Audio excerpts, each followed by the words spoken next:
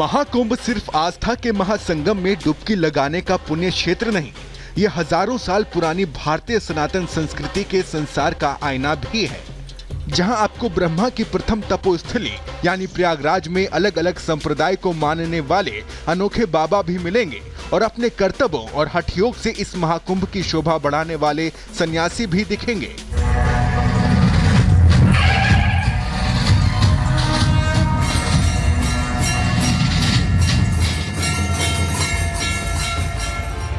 महाकुंभ में साधु संत अपनी दिव्यता की छटा हर ओर बिखेर रहे हैं। संगम नगरी में हर बार की तरह इस बार साधुओं का अलग अलग अंदाज देखने को मिल रहा है, जहां एक तरफ महाकुंभ में हठ योगी अपनी हठ साधना से लोगों का ध्यान खींच रहे हैं, तो वहीं बाल संत भी लोगों के आकर्षण का केंद्र बने हैं।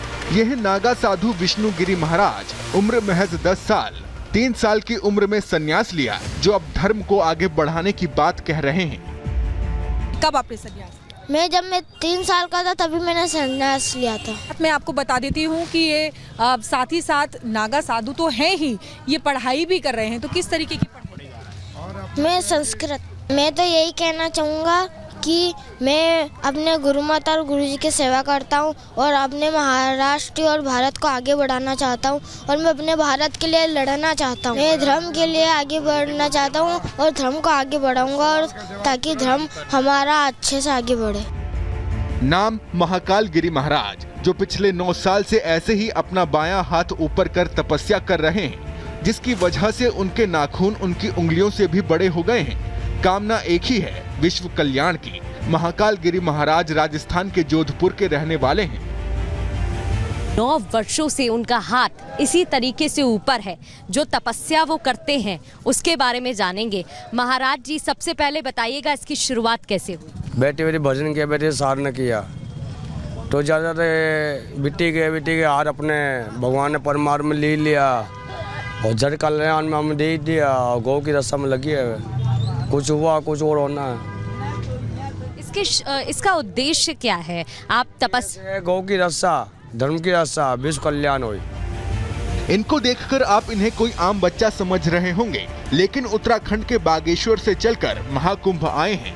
ये हैं 15 साल के मंगलगिरी महाराज। जूना अखाड़े से जुड़े ये मंगलगिरी 6 महीने की उम्र में ही नागा साधु बन गए थे, जो धर्म शास्त्र की दीक्षा भी ले रहे हैं तो स्कूली शिक्षा भी ग्रहण कर रहे हैं। कितने साल के? 15 वर्ष। कब से जुड़े हैं? और जब मैं 6 महीने का था तभी से। तो अभी तक आपने धर्म के बारे में, शास्त्रों के बारे में क्या क्या सीखा है? बोलिए। बहुत कुछ सीखा है। कोई श्लोक जो आप बताना चाहें? हाँ जी। जैसे गजाननं भूति गणार्धि सेवितं कपेति जम्बोति फलिचारु भक्षणम। आप ये बताइए मंगलगिरी जी, आप कहाँ से आए हैं? बागेश्वर जिला, राज्य उत्तराखंड से। उत्तराखंड से आए हैं। स्कूल जाने का मन होता है? वैसे जाता हूँ स्कूल। जाते हैं? कौन साधु के स्कूल में? कक्षा 8 में। पहला महाकुंभ होगा आपका? नहीं, दूसरा है। दूसरा है? अरे वाह। इनसे मिलिए श्री महंत देवगिरी महाराज यानी रबड़ी बाबा। इन दिनों कुंभ नगरी में ये बाबा भी बेहद चर्चा में हैं, क्योंकि बाबा दिन भर रबड़ी बनाते हैं और रोजाना हजारों लोगों को रबड़ी का रसपान कराते हैं। रबड़ी वाले बाबा श्री पंचायती अखाड़ा महानिर्वाण में श्री महंत पद पर भी हैं। ये कितनी बजे सुबह से आप कढ़ाई चढ़ा देते हो? कितने बजे रात तक? जैसे चालू हो जाता है, थोड़ा बहुत कम जाता। हाँ, अब उसको भरेंगे तो शाम तक चलेगा वो। हाँ।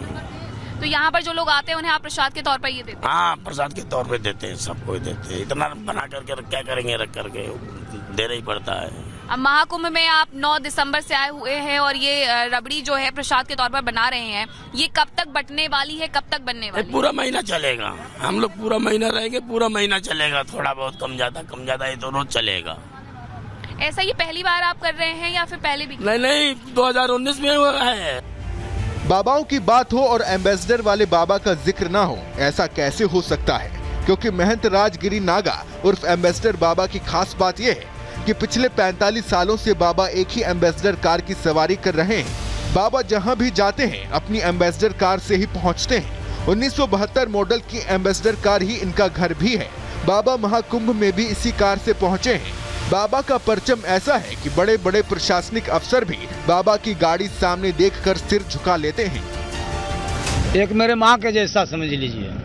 माँ का दर्जा क्यों दिया है? माँ का दर्जा यूँ दिया कि इसके पास खा रहा हूँ, सो रहा हूँ, इसके अंदर ही सो भी जाता हूँ। कितने दिन लगे आपको इंदौर से इस गाड़ी से आने में? एक रात एक दिन लग गया। गाड़ी लगभग कितनी पुरानी है ये 72 मॉडल गाड़ी है। 72 मॉडल गाड़ी है, तो मैं सोचता हूँ कि लगभग 50 साल से कुछ दिन ऊपर हो गई होगी गाड़ी। 30-35 साल से मेरे पास में गाड़ी है ये। साधु संतों के अनोखे रंग प्रयागराज महाकुंभ में देखने को मिल रहे हैं। कोई बाबा सिर पर रुद्राक्ष धारण किए हुए हैं, तो किसी ने मोर पंख लगा रखा है, किसी के सिर पर कबूतर बैठा है, तो कोई छोटे हाइट वाले बाबा के नाम से विख्यात है। यह 75 साल के छोटू हाइट वाले बाबा, जिनकी कोई कामना नहीं है, बस महाकुंभ में भ्रमण कर रहे हैं। राम राम बाबा जी। राम राम। कहाँ से आए हैं आप? सब हम महाराष्ट्र पंढरपुर। महाराष्ट्र से आए हैं। हाँ। कैसा लग रहा है यहाँ पर आकर? अच्छा है, अच्छा है। क्या मनोकामना लेकर आए हैं आप? हमारे कुछ मनोकामना करने, भगवान हम एक बनना है और मुक्त सबसे। ऐसे और इससे पहले कब कब आए हैं आप? 4 बार हो गए। हाँ? 4 बार महाकुंभ में ये बाबा जी आ चुके हैं प्रयागराज में। इस बार आपको तैयारी कैसी लग रही है? अच्छी लगी। संतों की छावनियों में दिव्य भव्य महाकुंभ की छटा देखते ही बन रही है। इन नागा साधुओं के हठ योग को देखने के लिए भारी संख्या में लोग पहुंच रहे हैं। Bureau report, Republic Bharat.